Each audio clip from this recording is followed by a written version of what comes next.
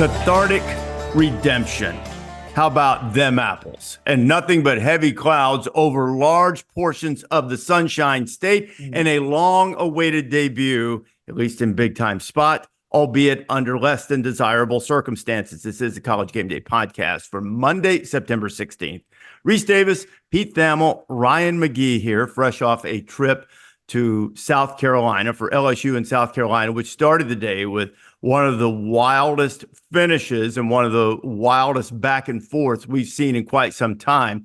And now that we are away from it, Pete, I'm going to make a confession. And Ryan, you'll perhaps appreciate this. The first time I saw 2001 Space Odyssey and the entrance was Steve Spurrier's first game. First time I witnessed it in person. I was very excited about it. Thought this is one of the great entrances in college football, and I'm looking forward to seeing it. And when I saw it that night, and there was a lot of excitement around town and in the stadium about Spurrier's debut. They play the music, they run out, the rooster crows, and I'm like, that's it? Really? That's what this hype is about? I was like, that's not even top 10. But, you're trying to be polite. Now Saturday? now Saturday?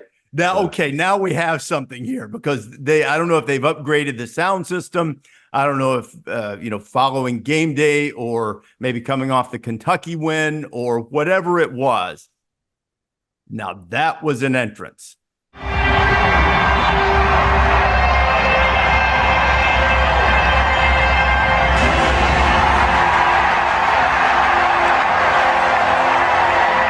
Unfortunately for them, Pete, it didn't quite finish off the way they wanted to with a penalty I could have done without, but I guess by the letter of the law, it was the right one. Although Mr. Officiating Ryan McGee will probably have some clarification on that. What did you think of the entire day and the atmosphere in Columbia? Well, I was really impressed. I had not been there for a game kind of since the Spurrier era when it was at its peak. They had some big games. They hosted Bama, they hosted Georgia. They had some big wins there, and I always thought it was a good atmosphere. It really felt to me like that was like a big time program atmosphere there. Mm-hmm. You know what I mean? The fans were early, the fans were loud. You could feel the hope, like in the when we switched from game day outside to inside. You can really you're driving through the heart of the fan base right then. You could really feel the optimism and the hope. And I really think, Rece, 1-22, they have a really good team there. Like they have, their starting defensive line is a high-end SEC defensive line, as high-end as any in the league. I think, where they struggle a little bit, obviously. Now, the backup quarterback, if LaNorris Sellers doesn't get hurt, they win that game. I mean, I think that's pretty clear. I just thought their twos really, there was a big drop off when they jumped down. I remember, Rece, you said about Tennessee, they went 1-12 on the D line. Defensive line was amazing. Yeah. That is not, that's South Carolina's next step where it has to make. But their ones up front, hooey now, they were something. They were something else. Those two ends are something. Man. Dylan Stewart and Kyle Kennard. I was down there on Tuesday working on a sandstorm feature for Game Day, and I had not talked to LaNorris Sellers in person and was shocked at how big he is. I know the numbers and I've seen him, but when he walked in, and he's a very kind of a soft-spoken, he's a country kid from Florence, South Carolina, but every player that came in just kept getting bigger and bigger. And I was at their August practice a year ago, and they weren't that big. But Rece, and you know this about Gamecock football, I've been going there since I was a little kid.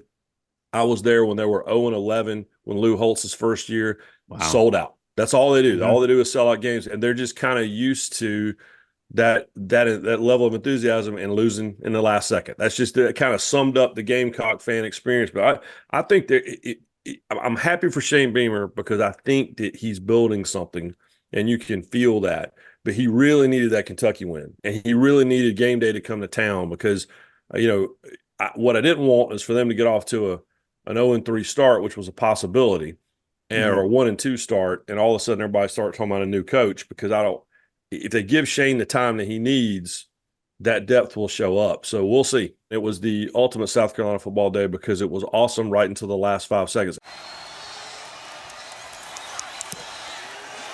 Drives it and just misses it. And LSU survives for a huge comeback victory on the road and breaks South Carolina hearts. And Rece, you should see, Rece and Pete both, you need to go back now to a night game, because imagine 2001 and imagine Sandstorm at night. Williams-Brice, which is one of the all-time great stadiums, underrated stadiums, they were one of the first to do one of these new light systems. And it is, I mean, it's the craziest. I swear, I think my wife and I both Tennessee alums. I think the night we lost our daughter to South Carolina was during Sandstorm while South Carolina was drilling the balls 2 years ago. And we're sitting in the Tennessee alumni section. So you need to go back to a night game and experience that, because it's pretty great.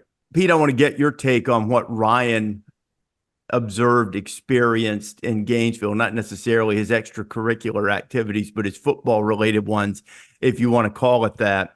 I'm not in the business of calling for the end of a tenure, for a coach's departure from a place. I'm not doing that with Billy Napier. It just doesn't seem like it's going to get fixed. And I've used the Lou Holtz thing a couple of times in this podcast about if you don't get it going by year 3, you're probably not going to, at least not there. It just seems like hope is lost. Ryan talked about South Carolina having hope, and that it seems like hope is lost again at Florida.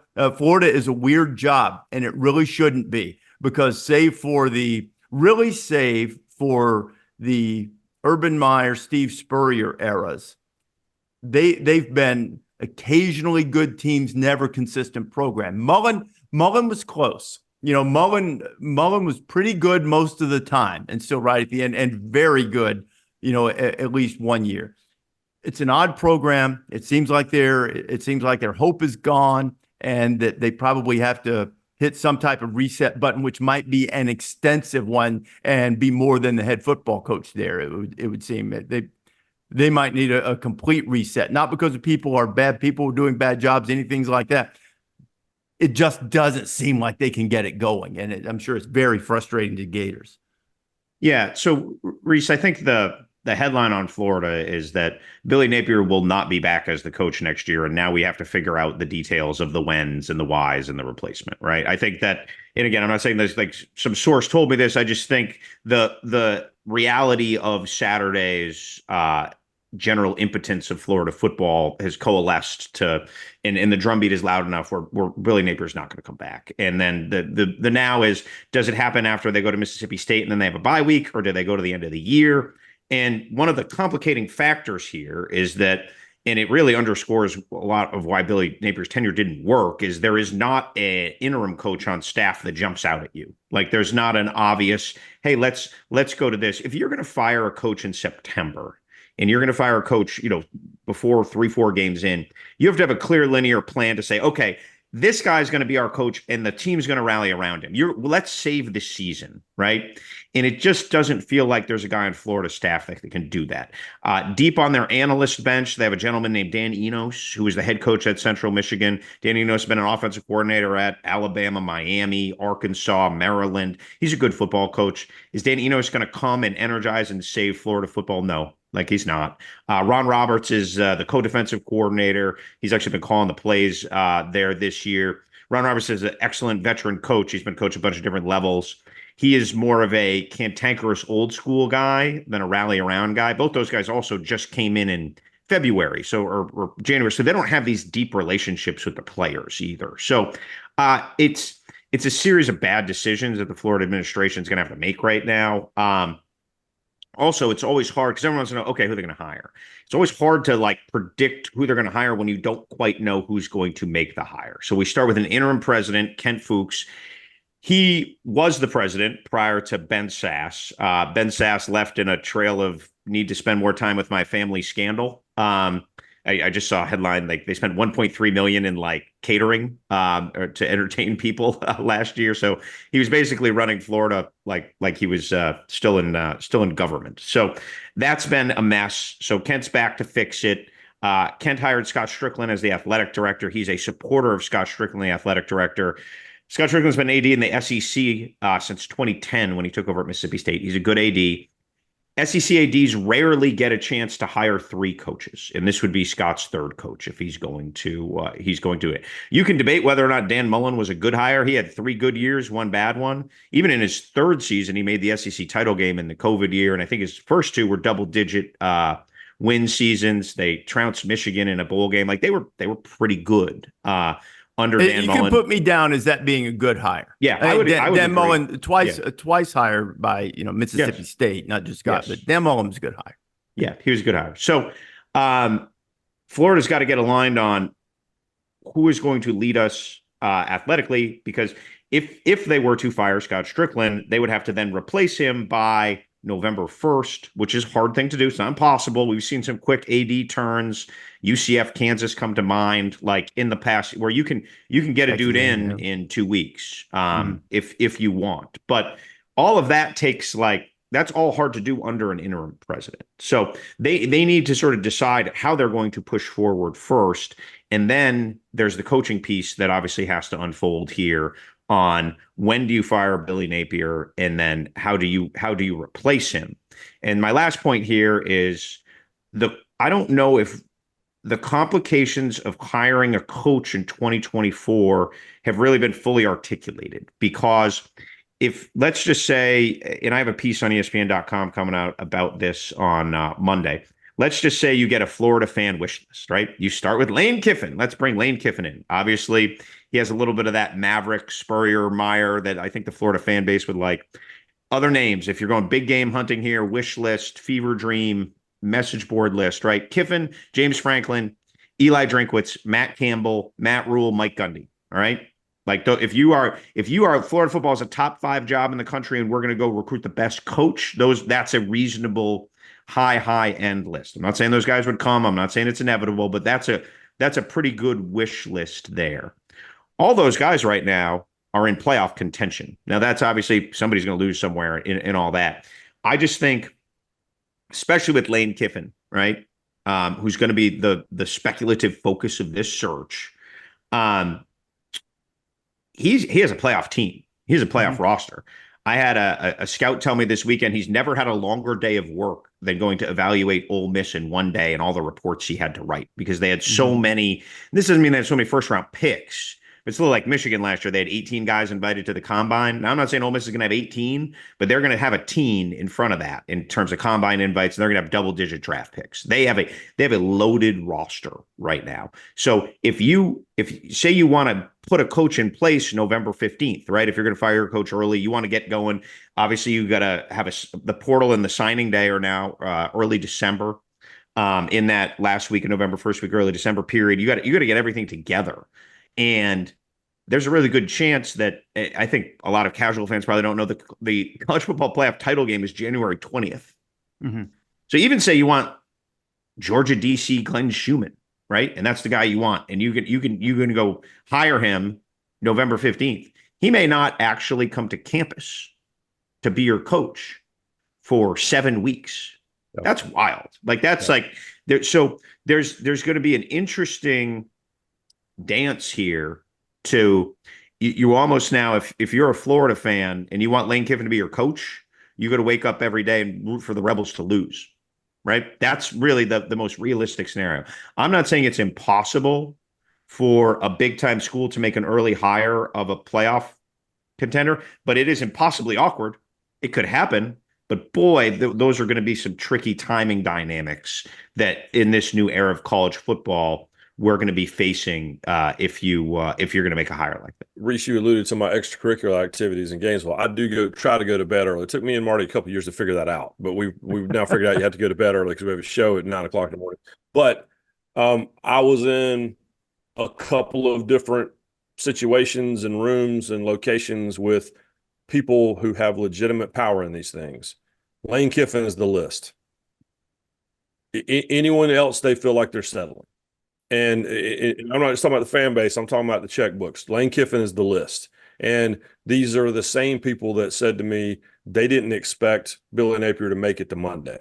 if they lost the game in an embarrassing way, which they did on Saturday. So they're trying to figure it out right now. But Lane Kiffin is the list because everyone in Gainesville is openly, they will confess to you exactly what you're saying, Pete, which is they have a cult of personality issue, right? Billy Napier was never going to fit. I think Billy Napier is going to go somewhere else and win 10 games a year like he did Louisiana. Mm-hmm. I think I love Billy Napier. I'm on the record for it. This fit didn't work. But even when it didn't work, like Will Muschamp, talking about Georgia, even when it didn't work with Dan Mullen, they liked having the guys with the veins sticking out of their necks, or the guys that made the cute comments in the press conferences, the guys that, Free Shoes University and, Urban Meyer giving us. Can't spell citrus without UT. Yeah, well, exactly. Well, and Urban Meyer, who just constantly is telling us all, giving us 5 points of how we should live our lives, right? They love that stuff. The stuff that the rest of us maybe even get sick of. And so Lane Kiffin's the guy. And talking about the timeline, they don't care about disrupting anything for anyone else. And Sure. We all agree that Lane Kiffin is a different person than he was in the past. But I would also argue that he probably doesn't care. Well, and so but right now he's the list. And right now they're rolling their quarters to make that $26 million buyout. And it's just a question of, and I don't even think they care who the interim coach is. Their goal right now is singular. And the question is whether or not the athletic director that we're talking about is even in the building when all that takes place. But it's going to be nuts down there. But that job, I think I've said on this podcast before, that job, ask Dan, right? Ask Ron Zook, ask Will Muschamp, ask Urban Meyer. Job damn near killed him. And that job it's like that scene in Indiana Jones where he drinks from the wrong vial and the guy ages 10,000 years in 30 seconds. That's what that job does to people. And so it'll be interesting to see. Well, that's good insight, Ryan. Like that's really good insight. I'm going to say this is going to throw some cold water on Florida and probably help Lane because, look, this is going to get some traction. We're in the middle of September. As I said earlier, I'm not the biggest fan about this, but you also can't ignore the obvious. And you also can't ignore the obvious and pretend that they won't go after Lane Kiffin. As we stand here or sit here right now, in the current state of football, college football, and the way player acquisitions go, and the way alignment goes, and the way the coach likes to be in charge and have things his way, Lane Kiffin has a better job right now. He is at worst, at best, I should say, he is at best making a lateral move. And it's not because Ole Miss is better than Florida right now. It's because they can get in on players now. They're aligned with their NIL. He makes the decisions. He's in charge. Lane has a better job. In college football right now, until things change and you have to reassess this, I think we have to change the way we think about tiers of jobs. Because you would think, because Florida's won all these championships in the last, 30 years, 30 years, that's a better job. There are more players in the state of Florida. The court will stipulate to that. But everything else at this moment in time, alignment, money, power, meddling, he has a better job. He has a better team and a better job. That's one. Now, secondly, if you go down the interim road, and I'm not advocating for that. I don't see what good it does to players. So let Billy finish the season and then do what you need to do, go or stay. But if you go down the interim road, there's only one choice. He's sitting right there, to my knowledge, a resident now, perhaps, of the great state of Florida. He's sitting there about 4 hours and 40 minutes down I-10 away.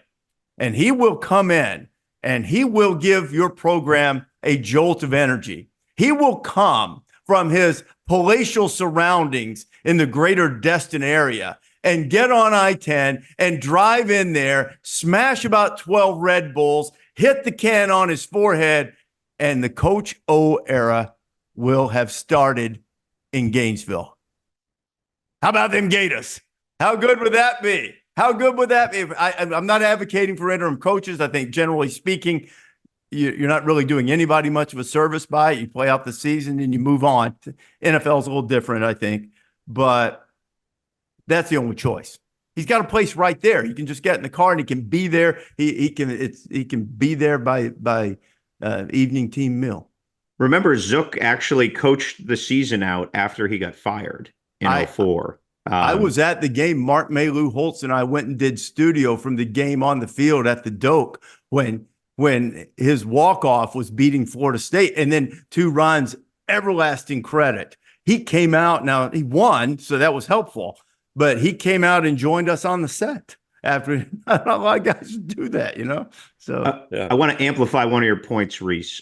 Ole Miss's collective and collective NIL efforts have them in the thick of the playoff mix.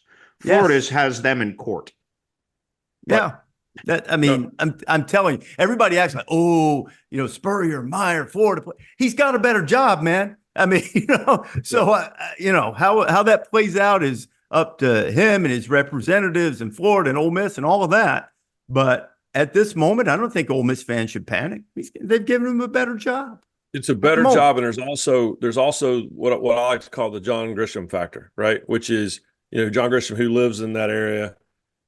You know, there's also, you can live a life within Oxford that you can't live in other places. And, you know, it's the microscope factor, right? Mm-hmm. You know, I used to talk to Mike Leach about this all the time, about, you know, being a fit for certain places because of who you are, because of the life you want to lead, because of the things you want to do. And Leach would openly admit, I can't be the guy I want to be, not just as a football coach, but just the guy who walks to work every day. You can do that in Pullman, and you can do it in Lubbock, and you can do it in Starkville. You can't do that in Austin.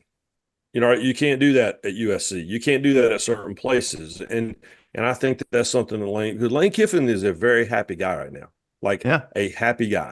And I think that you have to factor that in if you can keep winning. And it isn't interesting, guys, how we live through these different phases of self-evaluations, because, you know, I think about Tennessee, Nebraska, Florida State, Miami, Michigan, forever, who could not get out of their own way and lived most of their football lives for a century thinking we're always going to be awesome. And then when it goes away, because the world changed and because the processes changed and because the financial model and the recruiting model, all that changed, and you didn't change with it. It's interesting. Realignment to me always is the greatest reminder of who you actually are, who you think you are versus who you are, who you become. And right now, Florida's got a little bit of an identity crisis, because I'm with you. I think Ole Miss right now, at no point in my adult life would I have ever said this, but it's true now, which is Ole Miss's better job. And for a lot of reasons, and not just for you. Not saying Florida can't be saved and can't be what it always was, but right now, that Ole Miss gig ain't a bad gig. Hey, the people who do what you always refer to this, people who aggregate our podcast, understand what I said. At this moment in time, given the circumstances, you know, maybe if things change, you know, with the rules and all of that, maybe it goes back to being, you know, the way it has been for most of the last, 30 years or so. At this moment in time, and for the foreseeable future. Let's, we've one more point on that. Yeah, one quick one, and let's move to Florida State quickly. In a 4-team playoff era, Florida is a definitively better job. In a 12-team playoff era, the calculus changes, because the whole point is getting in. Really hard to get in at Ole Miss when it's 4. When it's 12, different conversation. Thank you, Rece. Great point. Yeah, and I think the NIL thing is a big deal at this moment in time. Florida State, speaking of realignment and wishing for such, Pete never roots. He roots for stories. We root for things. He always admonishes, us to continue to make sure we root for stories, never root for teams. I get a text from the great Pete Thamel, journalist extraordinaire, during the Florida State-Memphis game. And he said, I know I shouldn't. There's something to this effect. I'm not going to read it exactly, but he said, I'm kind of pity rooting for Florida State. Well, it's like rooting for the underdog. Like Yeah. all the years, like you want a great story, so you kind of want Boise to win when they go play Virginia Tech or Georgia, right? Like it's just fun. It makes the sport fun. Story. No, You're I'm rooting like, for the story there. yeah, like I'm like reverse. It's just like my God, like yeah. So it was Bizarro World on set. Like it's not unexpected, but it's still Bizarro World. How about Cal as a 3.5 point favorite? If I had told you in Dublin, Reese, when we were standing watching Florida State practice, that Cal would be a 3.5 point favorite in Doak. Yeah. It's I have a bottom 10 conundrum because Florida State nailed down the coveted fifth spot. And for folks that don't know, that's a spot reserved for a good team who had a bad weekend.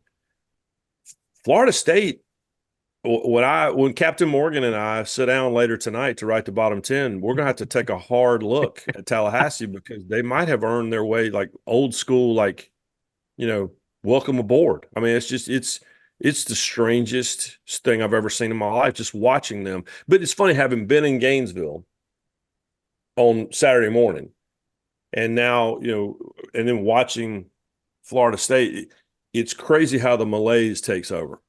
Mm-hmm. And, Florida's expectations weren't super high. Florida State's obviously were, and the chip on their shoulder and the whole thing. But it's like, I mean, it's just crazy when you think about it. They had the world by the tail on Saturday night, the first weekend of December, and everything has been awful ever since, like beyond awful. And but they legit, I mean, they might be in the bottom 10 this week. We'll see. McAfee had a great line during our meeting and then repeated it on game day Saturday morning. That old adage in the NFL is that free agency can't be your culture. You build around your guys. And I know Florida State has a lot of their guys there. But if free agency becomes your culture and getting the next free agent class or transfer class or portal class becomes your identity, man, it's tough if things start going wrong. And even to the point when Norvell, who I still believe is a really, really good coach who's been dealt a really difficult set of circumstances and had some things go against him here that I'm sure you could argue some are in his control, some were beyond his control. Some were just prudent, the whole Cam Ward or DJU thing. And then Cam looks like he's going to the NFL. You can't just not do anything, and hope it works out. So he took DJ. DJ has not been good. I think everybody's rooting for him because everybody thinks he's a good guy. And I thought that I saw improvement at Oregon State last year, but it hasn't happened. And then Mike's sitting in the news conference afterwards and the alarm starts going off and they say evacuate the building. We'll continue to work and continue to pour into each other and the opportunity we have. Sometimes stuff writes itself, and it's kind of amazing with Cal being a favorite. And, Pete, I think I told you that I had a person from inside the building there, not a coach, but inside the building after the second loss, it's about to get worse. And, so it's, nobody wishes that. I hope Florida State kind of figures it out because it's hard to watch, not just from a football execution standpoint, but from what you were talking about, Ryan. Just not long ago, they were sitting right there on the cusp. Prior to the Jordan Travis injury, they were the team, in my judgment, I guess after Georgia got upset, but they were a team that was capable of beating Michigan, that Michigan team who I believe was the best team start to finish all year. They were capable of beating them with him. And since then, it hasn't gone well. And it's tough to watch, man. I don't know what they're going to do being a home underdog to Cal. It's tough to start turning the ship when it starts going that way, Pete. Oh, I mean, I think ultimately when you break down the roster, the quarterback is inaccurate and has lost confidence. The receivers, a lot of whom are transfers, just haven't hit. They're pedestrian. Tight ends had the dropsies, and he might be one of their best players on offense. They haven't even had their offensive line coach for a game yet. Alex Atkins suspended for 3 games. I mean, who could have fathomed that? They'd be 0-3 in those games. That unit clearly hasn't played well. The defensive line, Reese. Let me just own it with two arms. I mean, scouts were in there drooling over those guys this summer. The Marvin Jones Juniors and the Darrell Jacksons, they just haven't done it. Patrick Payton and Joshua Farmer were all ACC guys last year. They just haven't produced. They have been pushed around. There's something generally missing there at Florida State. Like there's some sort of disconnect. There's some sort of spark that's gone. I know we're going to talk about that some on game day on Saturday, Rece, where that comes from. But it is, look, I picked them to make the playoff, right? Like I did the spring game. Yeah, me too. I left that spring game from the sideline thinking like that looks like a team that looks like that. The NFL guys that went through, I always use as a litmus for a playoff team. If I have scouts go through and say they think there's going to be like 9 to 11 or 9+ guys drafted, I'm like, okay, generally speaking, that's what playoff teams have. You can do it with 5, 6, you have young players, whatever. There's some variances there, but that's my personal, completely unscientific guideline. And they check that box. So, yeah, I think it's always a confluence of factors when something like that happens. But yeah, it's still it is still jarring, and quite frankly, they got a bunch of like hard games left. No, I was literally sitting here looking at the schedule while you were talking, and you got Cal, who we're saying is favored, according to our ESPNU magical mystical analytical machine. SMU has a 60% chance to win that game. Then you got they've Clemson. been bad too. Yeah, like, they're you not. go to Duke, you go to Miami. I don't know what North Carolina is, but then you go to Notre Dame. I mean, they finished with Charleston Southern and Florida, who might be pretty close and at that point as to who they are. How about that Florida State game? Bottom 10 branded. We got to get you there doing like a solo bottom 10 show. Yep. These two guys won't say it, but go on and write it in Sharpie. Game day will be there. The game day will be in Florida State for Thanksgiving weekend. So go on and write that one down. I don't want to give up the ghost here, Rece, but I'm just going to predict now. Well, yeah, don't give away all of the secrets right now. That would be tough for sure. It would definitely not qualify for best in game, but some do. And there are very few players who have entered college football with more promise than Arch Manning. Arch came into the game on Saturday night against UTSA under circumstances he would prefer not to. Quinn Ewers and Strain Adams, he'll get us up to speed on that, but Arch went up to speed quickly. He threw a touchdown pass as soon as he came into the game, and then ripped off a 67-yard touchdown run in which he hit 20.7 miles per hour. It was a decent clip, but they hadn't done much on the ground in this game. Oh, look at Arch Manning. Oh, hit him with the two-step. Arch Manning, touchdown. Only Vince Young and Brett Stafford had longer touchdown runs as a quarterback for the Longhorns in the last 60 years. And now it looks as if best in game Arch Manning is at least going to get one start this week. Pete, is that where we are on Quinn Ewers when number 1 Texas takes on Louisiana Monroe? Yes, so it's an oblique injury, which is part of the abdomen. I got a little science lesson this weekend going through this, Rece, and I think we see the image of Quinn Ewers going off the field, right, with the towel on his head and the jersey pulled over, and you're like, oh boy. And remember, he's missed starts in each of the last 2 seasons coming into this season with different injuries. So making some calls on Sunday, it's not as bad as it looked, perhaps. And I feel like after this Monroe game, we'll go into Mississippi State the next week in like the will he or won't he mode. He's week to week is what he's termed. There's a bye, and then it's Oklahoma. So it seems like a pretty good runway for him to kind of be back for Red River, which I believe he was last year, back for Red River from, if memory serves, an AC joint. Here's the interesting thing on Arch, which I'll say quickly.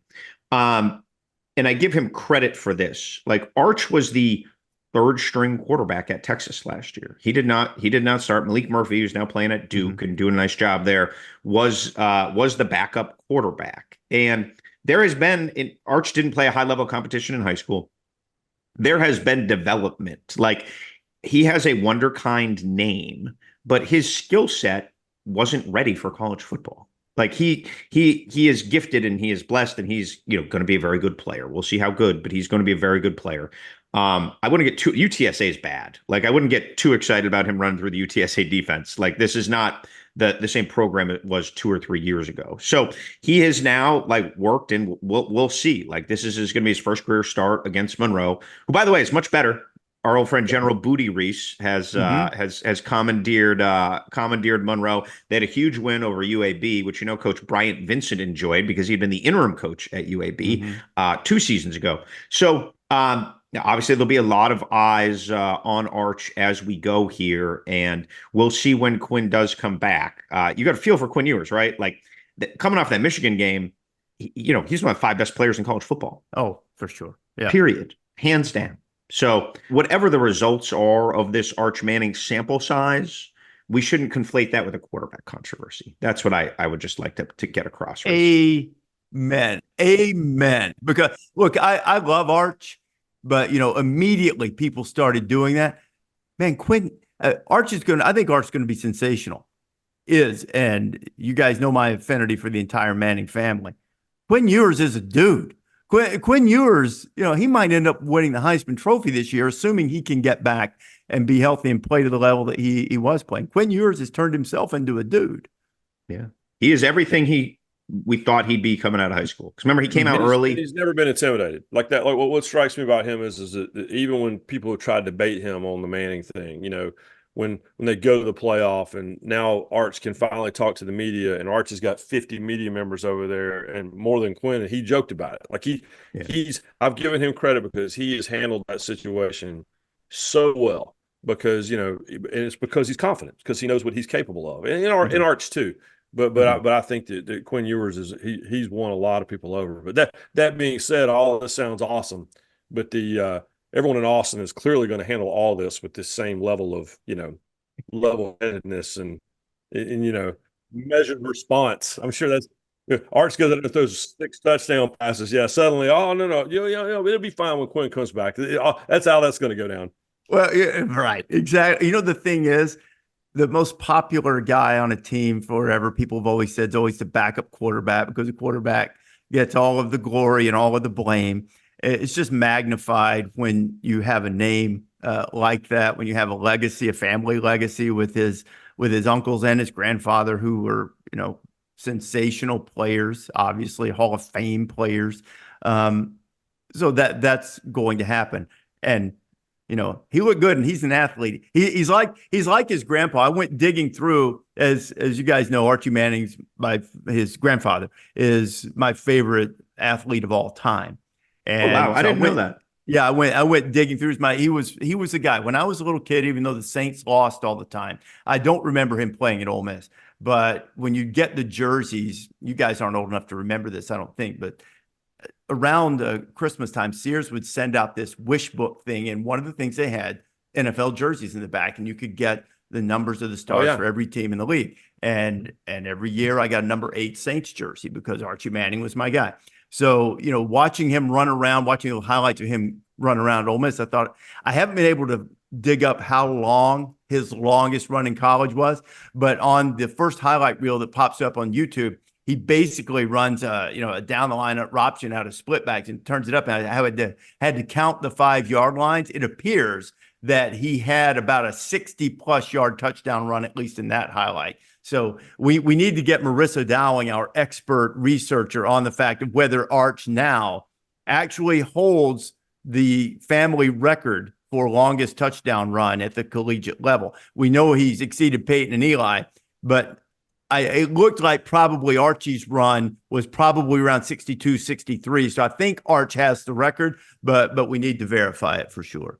And what we learned is, like baldness or whatever, like speed apparently just skips a generation because no one's ever going to accuse, and Peyton will be the first one to tell you, I remember when he was trying to win the Heisman and I was on the sideline against Vanderbilt and he had that bootleg that he ran his entire career.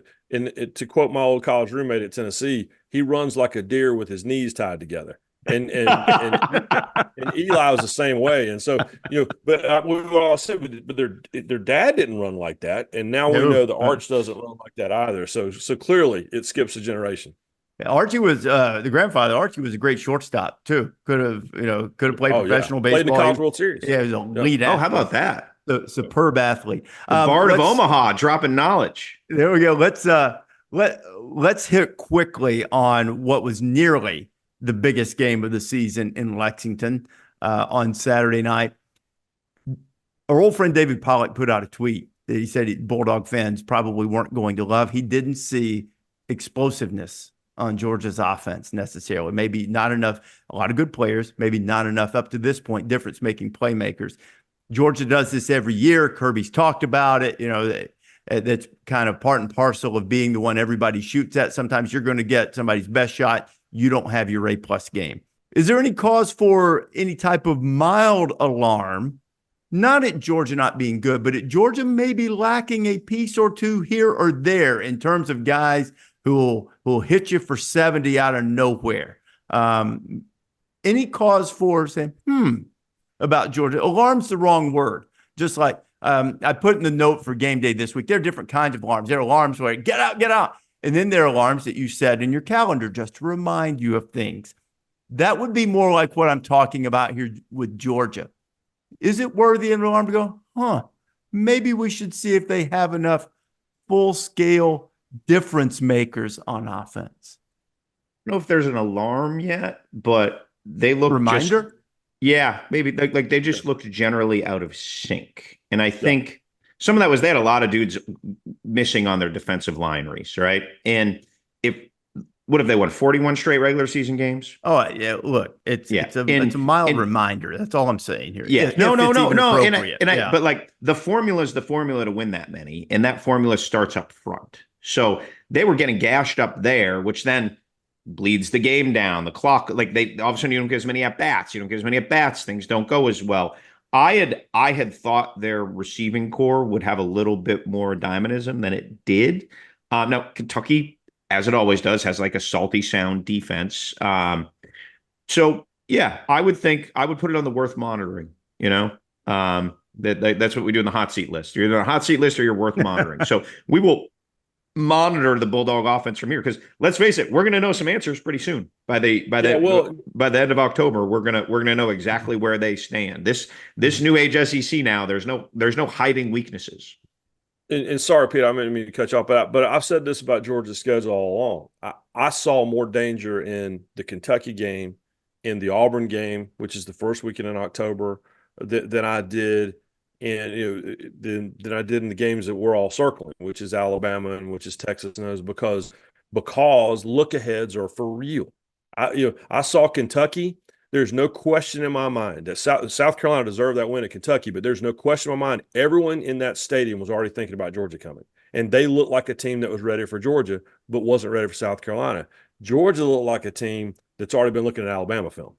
And it just this is for real. Like, I'm not saying that's what Kirby Smart was doing, but I'm saying that's what the 19-year-olds are doing. So I think look aheads are real. The trap games for me, I've said this on this pod 10 times, that Georgia's schedule, no one's talking enough about how difficult it is. And to me, it's not about the games with the single-digit numbers next to the team's name. They'll be ready for those now. Yeah, the games right before that, or the games right after. The fact that you got to play Auburn October the 5th or whatever it is, that's super, super dangerous. And that Kentucky game felt dangerous. And so it was, I think it's DEFCON. I can't remember we go up or down with DEFCON, but it's whatever the DEFCON is, on the lower end of the deal.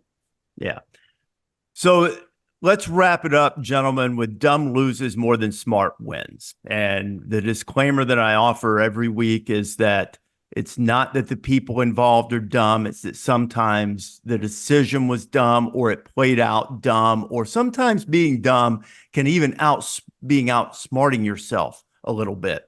And for that, I take you to the Apple Cup, the most cathartic win of the season, and one that will be the most cathartic win. There will not be a win that a fan base, a coaching staff enjoys more. Jake Dicker was fired up beating Washington. Yeah. He went out and procured cigars for the coaching staff prior to the game and kept that double top secret just in case, let's say, I don't know, that Washington does or had done what it has done for generations. and that is break the hearts of the Cougs. That there is a reason for this phrase that they have called Couging it in the Pacific Northwest, which is finding a way to snatch defeat from the clenched jaws of victory. And it appears that that had happened again in Seattle and Lumen Stadium, the Seahawks' home, as Washington was right on the doorstep. And now the Cougs stood tall and got a 4th and 1. What do they need? What do they need to get this cathartic win? They need a little help. They need a great play. They need a little help from above. They need maybe somebody outsmarting themselves. They need maybe a guy who's among the all-time leading passers in the SEC and holds some of the records, who has now since moved to Washington, running an option into the boundary on 4th down. And now that's one of those plays where you look at it and fans and journalists always look at play calls and say, oh, that's a dumb play call. If it had worked, it'd been, wow, they went against tendency. They broke tendency and they walked into the end zone, which is, I'm sure, what Washington had in mind. But you went against the strength of your players. You didn't really do something that at least Will Rogers has been known in his long career at Mississippi State and Washington for doing. And you get stuffed and you lose the Apple Cup and you help your rival and you give a cathartic victory. So you could say it was benevolent of the Huskies, but I would say that, hate to use the word dumb because it's insulting. I don't mean it to be. So but we'll say it. Sometimes dumb is just outsmarting yourself. So smart that you cross the line, and you got to give it to the Washington 4th down option into the short side boundary with a game on the line against the Cougs that, in this case, I guess had Washington huskying it instead and giving Washington State a win for the ages. UW's going to be fine. They win most of these, but this one they had to walk away from and wear. Thanks for listening to the College Game Day podcast. We urge you to subscribe or download wherever you prefer to get your podcast.